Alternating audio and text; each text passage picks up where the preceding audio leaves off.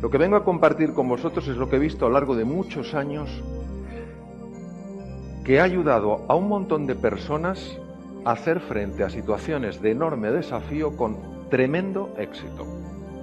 Lo que pasa es que el gran problema, por lo menos así lo veo yo, no está nunca en el desarrollo tecnológico que nos vaya a quitar puestos de trabajo. Eso obviamente es un desafío. ¿Sabéis dónde está el gran problema? El gran problema está en la mente humana. Ahí está el problema, en la mente humana.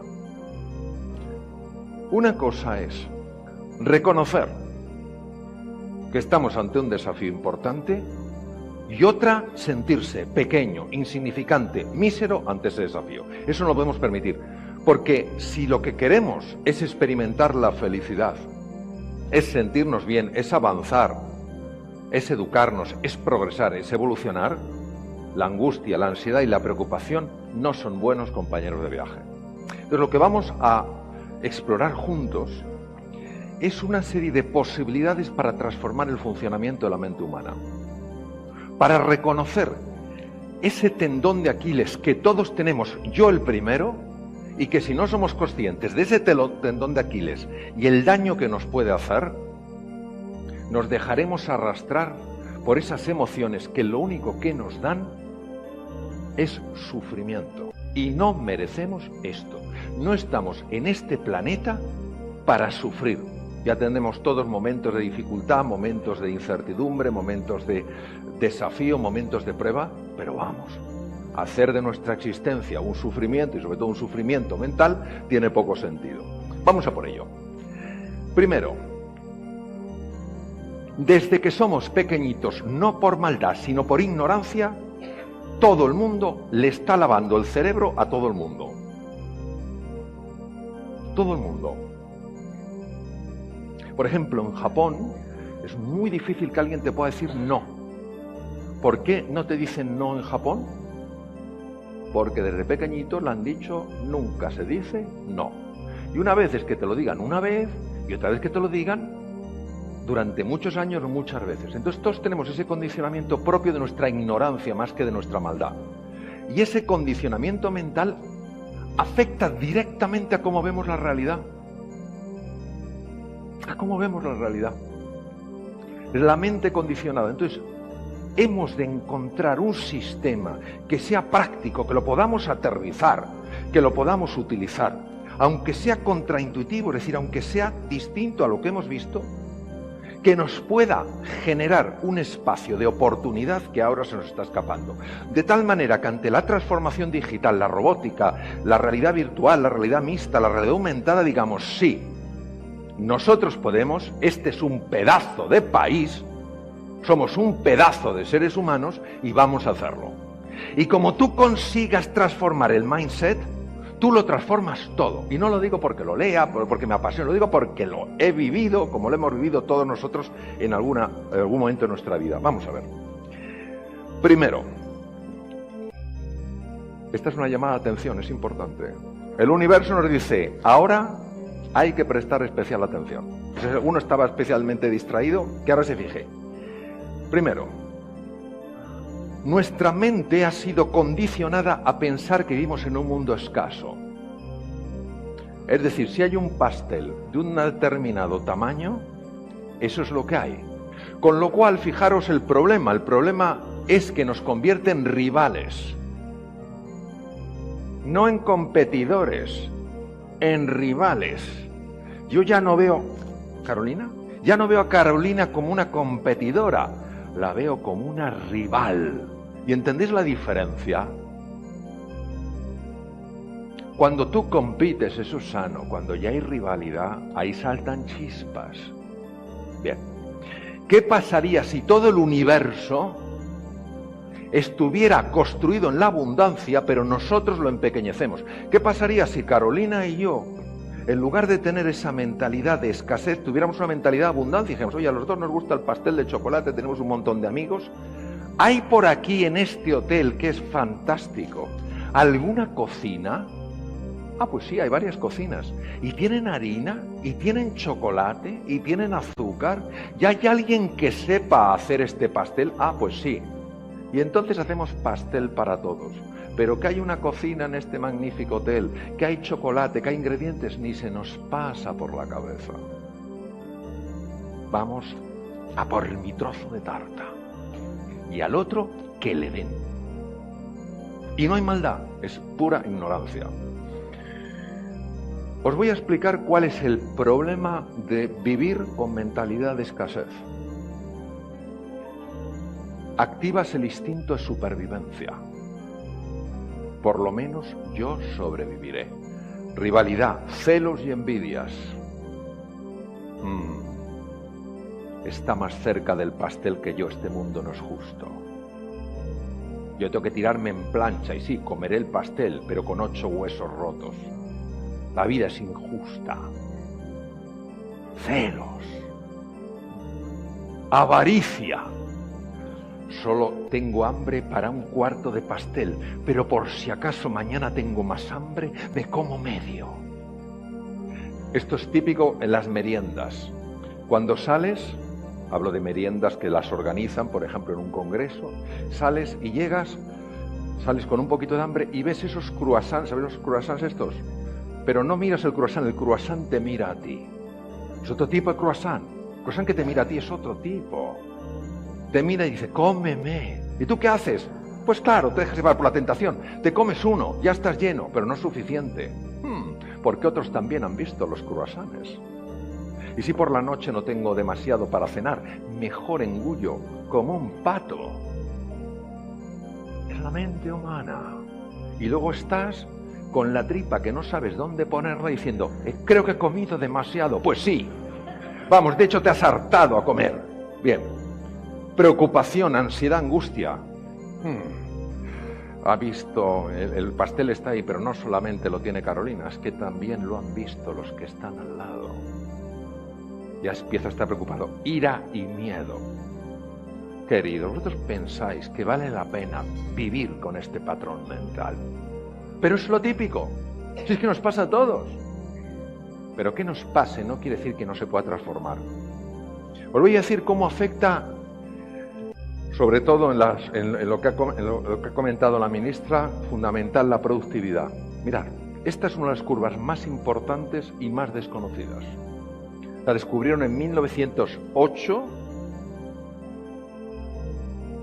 dos investigadores de la Universidad de Harvard. 1908, y todavía no la conoce casi nadie. Aquí está el profesor Yorkis y el profesor Dodson. Se dieron cuenta lo siguiente, se dieron cuenta que, me voy a poner como si yo estuviera aquí dentro de la tabla, se dieron cuenta de que nosotros necesitamos un nivel de tensión para funcionar bien. Es decir, como nos decías tú, Diego, oye, aquí hay que ponerse las pilas, esto es urgente. Claro que sí, yo tengo un nivel de tensión y fijaros, el nivel de tensión, ¿veis cómo se traduce en eficiencia? Porque la curva, el eje de las abscisas, me parece que es el eje de las X, es el performance. El performance es la productividad, es la creatividad, es la capacidad de negociar. Fijaros que hace falta un nivel de presión para tener un nivel de performance. ¿Lo veis todos? Bien. Pero observar que cuando sube la tensión, ¿qué pasa con el performance? Que baja. ¿Lo estáis viendo? ¿Qué es lo que mete el exceso de tensión?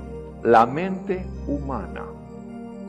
Vamos a suponer lo que ha estado diciendo Diego esta mañana, es urgente, hay que sacar, porque talento aquí en Colombia hay un montón. Lo que pasa es que es como las esmeraldas, hay un montón, pero hay que sacarlas a flote. Es como el oro, hay un montón, pero hay que sacarlo a flote. Bien, entonces, es urgente ponerse las pilas, fenómeno, estoy aquí, pero luego empieza a actuar la mente. Sí, pero yo no puedo, yo soy demasiado mayor, yo tengo demasiada juventud acumulada, Si ya lo que hago me cuesta un montón, entonces no me doy cuenta, pero ya voy avanzando en la curva. Si es que en el fondo, ahora que recuerdo, era el torpón de la clase. Sigues en la curva. Y claro, luego encima si me ven con los años que tengo, y empezando de nuevo, es al final de la curva. Y claro, y si hasta el final de la curva, ¿cómo vas a aprender? Si tu performance baja. Lo que no sabían Yorkis y Dodson era por qué bajaba. ¿Por qué baja tanto la eficiencia, la productividad, el emprendizaje, la creatividad de un ser humano con la presión? ¿Qué es lo que la hace bajar? Yorkis y Dodson sí sabía que era la mente humana, pero no existía tecnología para poder entender cómo la mente humana tiene tanto poder para anular los recursos de un ser humano. Y esto es lo que hemos visto con tecnologías que nos permiten observar qué pasa en el cerebro humano cuando tú dejas que la mente te cuente una historia que te hace chiquitito, que te anula, que te asusta y que te empequeñece. Vamos a ver. Os lo voy a explicar de una forma muy clara y muy sencilla. Y además, casi no con un tigre, pero sí con un jaguar, yo viví esto. Bien, vamos a ver.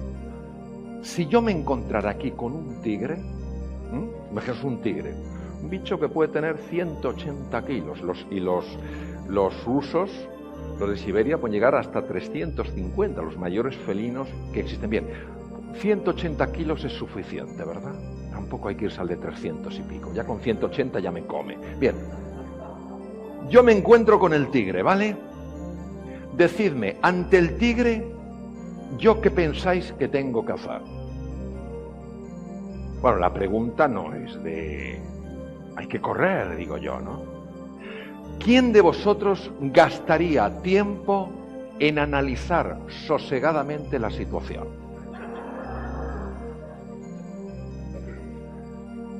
¿Qué opciones tengo? Ninguna. Ya te lo digo, ya tienes ninguna. Segunda, ¿quién de vosotros gastaría algo de tiempo en buscar, cuando tienes el tigre ahí, buscar algo de tipo creativo? Voy a hacer un movimiento extraño a ver si el tigre se confunde. ¿Quién de vosotros invertiría algo de tiempo en negociar con el tigre? Bien, a correr que toca. Esto está claro, ¿verdad? Bien. Para correr a la velocidad a la que tengo que correr, que sería superior, por supuesto, a la que yo corro, tiene que ir una cantidad masiva de sangre llena de oxígeno, de glucosa y de adrenalina a los músculos, ¿lo entendéis? Porque tiene que multiplicar la potencia muscular por 5. Y si tienes un coche de 100 caballos, lo tiene que convertir el motor en 500, porque si no, tú no escapas del tigre. No es que te dé la seguridad que tengas un motor de 500 de escapar del tigre, pero por lo menos aumentas tus oportunidades. ¿A que sí? Bien. Luego la sangre tiene que ir a las piernas. Para que vaya tanta sangre a las piernas, tiene que haber una reorganización del flujo sanguíneo. Tiene que robarse sangre de algunos territorios para llevárselo a las piernas, ¿se entiende? Porque el cuerpo humano no puede fabricar sangre. ¿De dónde roba sangre? Le doy unas cuantas pistas antes. ¿De dónde roba? ¡El cerebro! A ver, ¿cuánto pesa vuestro cerebro? Uno dirá, en mi caso el 90%, porque soy como un genio, lo doy todo, me vengo arriba, el 90%, el 25%, este cuerpecillo solo sirve para pasear a mi cabeza. Llévame ahí, y el cuerpo me lleva. No, nuestro cerebro pesa el 2% del cuerpo. Es una birria, ¿no? O sea, el 98% no es peso cerebral. ¿Sabéis cuánta sangre se lleva? El 25%. Es como si el 2% de las empresas de Colombia se llevaran el 25% de todo el presupuesto. ¿Por qué? Porque hace falta muchísimo oxígeno, muchísima glucosa para las complejísimas funciones del cerebro. ¿Entendéis esto? Claro, entonces ¿qué ocurre? Que cuando el tigre me persigue, todas las zonas altamente complejas del cerebro que me permiten analizar, ser creativo, ser emprendedor, ser innovador, negociar, empiezan a no recibir sangre y esa sangre se va a las piernas. Pero no es suficiente lo que roba del cerebro. Ha de ir sangre de otros lugares. ¿De qué más sitios pensáis que ha de robar sangre? Del tubo digestivo. Vamos a ver, a mí me está persiguiendo un tigre. Yo paso al lado de un árbol lleno de mangos y no me voy a parar. No hay tiempo para eso. Pero fijaros lo inteligente que es el organismo. El organismo consigue que pese menos. ¿Cómo es posible que yo pueda pesar menos? Es importante que pese menos porque la misma potencia, menos peso, voy más rápido, ¿sí o no? ¿Sabéis lo que hace un órgano que está en el cerebro que os presentaré? lo que hace es que algunas personas, ante la presencia del depredador, tengan un despeño diarreico. Dos ventajas. Uno, pesas menos. Dos, si tienes suerte, el tigre se resbala. Ventaja añadida. Ventaja añadida. Bien, entonces, ya tenemos menos sangre en la cabeza, menos sangre en el tubo digestivo, incluso un despeño diarreico. Claro, el tubo digestivo, una vez que el colon ha desplomado y te ha quitado peso y vas más ligero, el tubo digestivo se paraliza porque no es momento para comer. Pero además tiene que robar de más sitios. ¿De dónde pensáis que roba? ¿De dónde? ¿De la vejiga?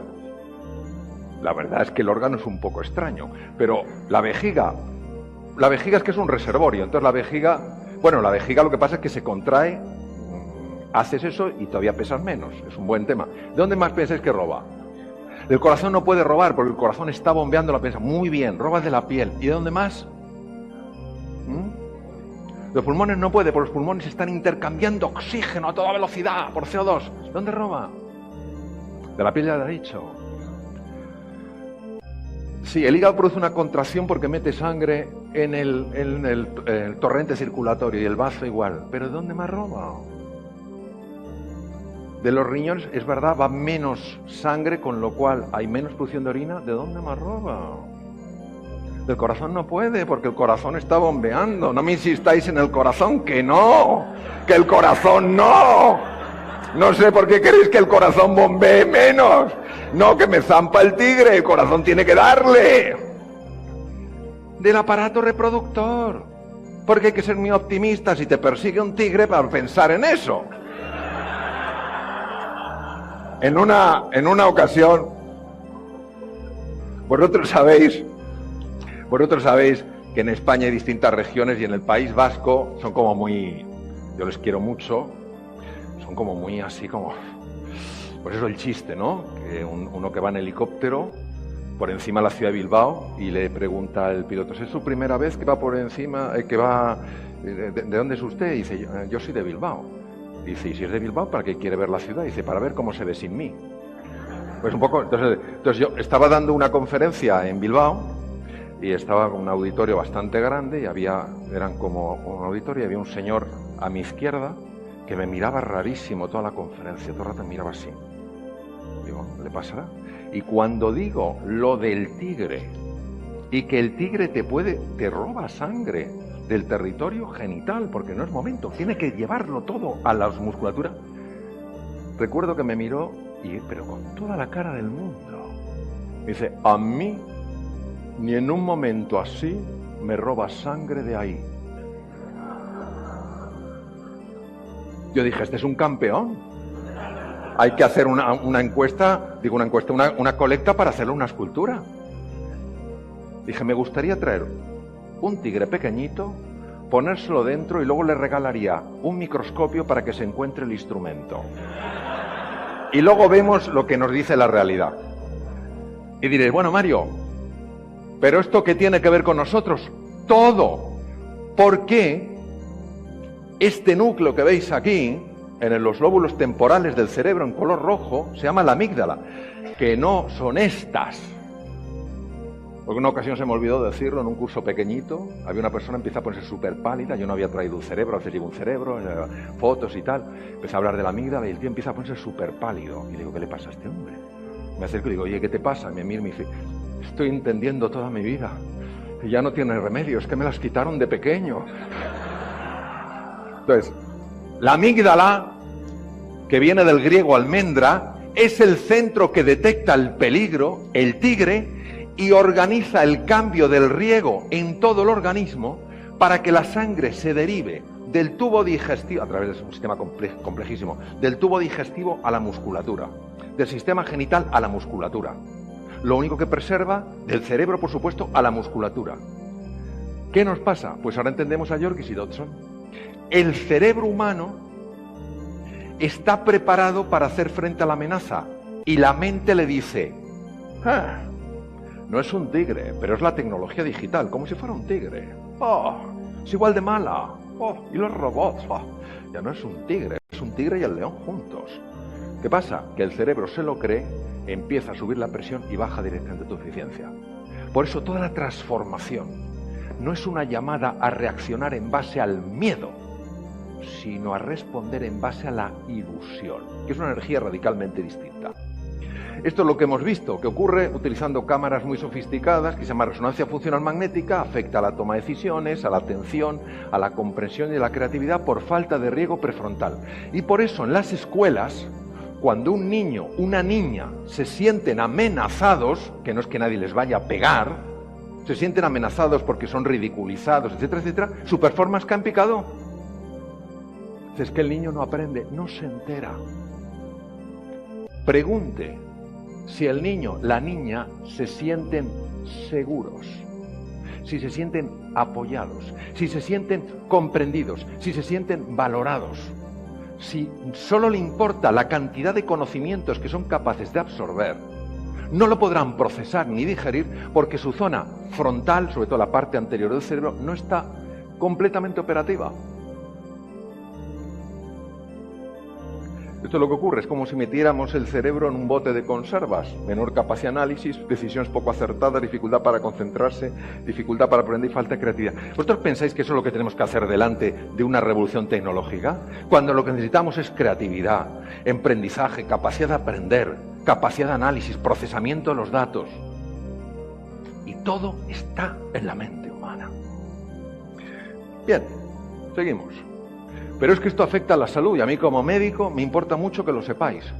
La Universidad de Harvard es la pionera en el mundo estudiando esto.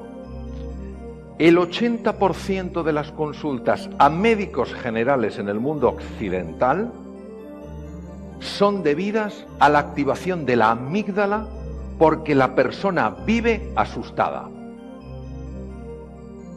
¿Y cómo es posible?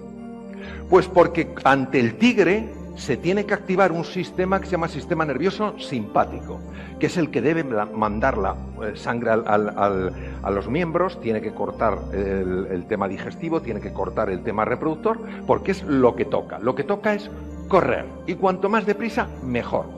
Pero hay otro sistema que se llama el parasimpático, que es el que cuida de las células, que cuida de la salud, que no puede recibir la energía porque todos los recursos van al sistema nervioso simpático. ¿Me entendéis?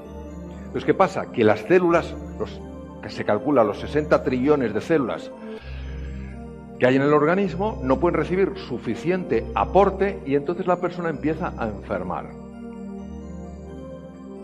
La amígdala que hemos visto, la que tiene forma de almendra, actúa a través de un núcleo que se llama el hipotálamo sobre las glándulas suprarrenales que están encima de los riñones y tiene un impacto sobre esto que veis moviéndose, que es un glóbulo blanco, un leucocito. El leucocito, como veis, está persiguiendo a una bacteria, la bacteria se intenta escapar y el leucocito la va siguiendo. Bien, vemos por ahí el leucocito y la bacteria. Bien, y un momento que se la come. Cuando una persona vive con sensación de amenaza, vive angustiada, vive preocupada, cuando se ha activado la amígdala, primero produce, no directamente ella, pero sí a través de una serie de sistemas, produce adrenalina, pero después empieza a producirse cortisol por la glándula suprarrenal. El cortisol bloquea estas células, afecta al sistema inmune. Por eso muchas personas, ante el miedo a no poderse adaptar, el miedo a perder sus trabajos, en lugar de ver la oportunidad de aprender cosas nuevas, que lo veremos, etcétera, etcétera, empiezan a enfermar. Y se toman, o sea, enganchan catarros, gripes con mucha más facilidad. No tiene sentido. Y esto en medicina, en 6 años de carrera nadie me habló de esto, ¿eh? Bueno, el tubo digestivo. Si hemos visto que la situación de alarma deja sin sangre al tubo digestivo y lo paraliza, entendéis que el tubo digestivo va a empezar a sufrir.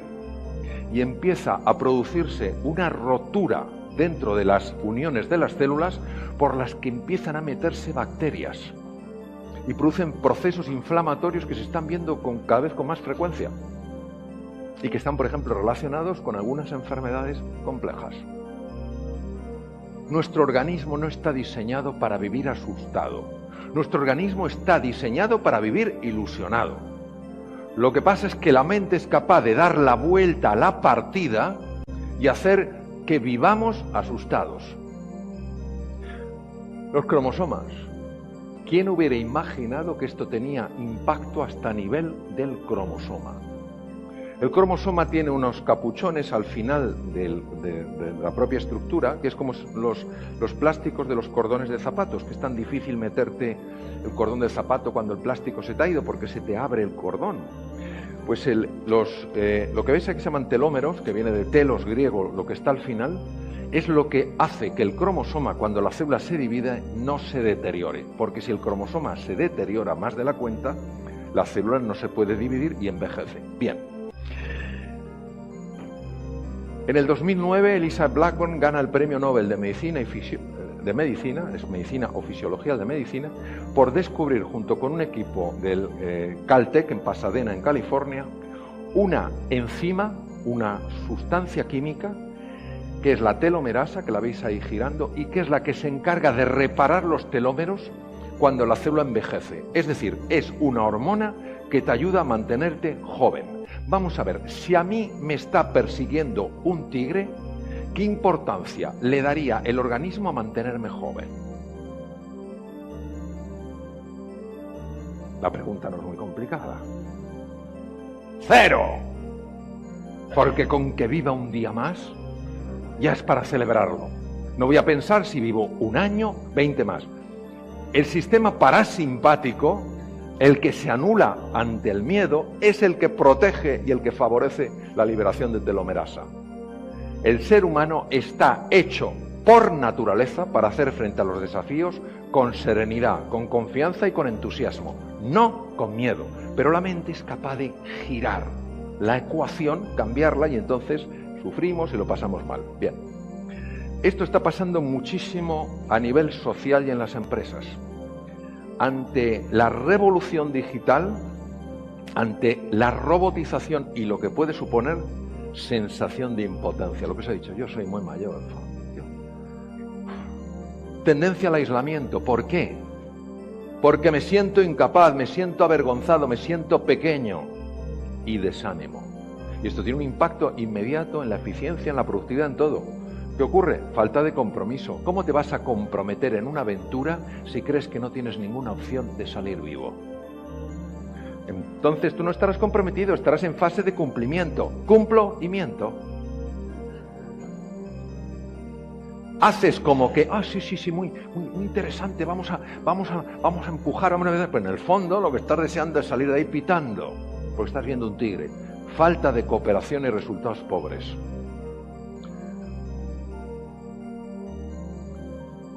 Esto es importantísimo que lo conozcáis. Cuando la mente humana activa la amígdala, ¿os acordáis de esos núcleos? Activa la amígdala, empiezas a ver a los demás de una forma distinta. Acordaros, el 20% es información visual, el 80% la genera el cerebro. Y empiezas a ver en los demás lo que no te gusta, lo que desagrada, lo feo, lo incómodo. Cuando un ser humano tiene cosas feas y cosas hermosas, pero cuando se activa la amígdala, solo vemos esto. Anda que no nos habrá pasado a todos en los momentos de tensión, ver a nuestra mujer que es un cañón y decir, pero qué fea que está. Y las mujeres viendo a sus maridos, que son tipos apolíneos, y decir, vaya tripa que ha echado. Se ha pasado toda la noche bebiendo cerveza. Pobrecillo, ¿no? Pero es que es así. Cuando te atrapa la amígdala, el único que no se ha dado cuenta de que estás atrapado por la amígdala eres tú. Todo el mundo lo ve. ¿Qué te pasa? Nada. ¿Por qué? No, te veo un poco raro. ¿Yo? ¿En qué te basas? No, en nada. Nos pasa a todos. Bien. Conflicto, colusión. Entonces, siguiente tema. O sea, si nos abrimos a que este es un mundo abundante, desde la cooperación, de que no solo hay un pastel por el que tenemos que pelearnos, sino que hay una cocina, si miramos, investigamos con ingredientes, azúcar, chocolate maravilloso, de todo, entonces ya estamos en otra onda, en océano azul mental. Pero la siguiente es clave. ¿Vivimos en un mundo hostil o un mundo benévolo? No sabes la importancia que tiene esta pregunta.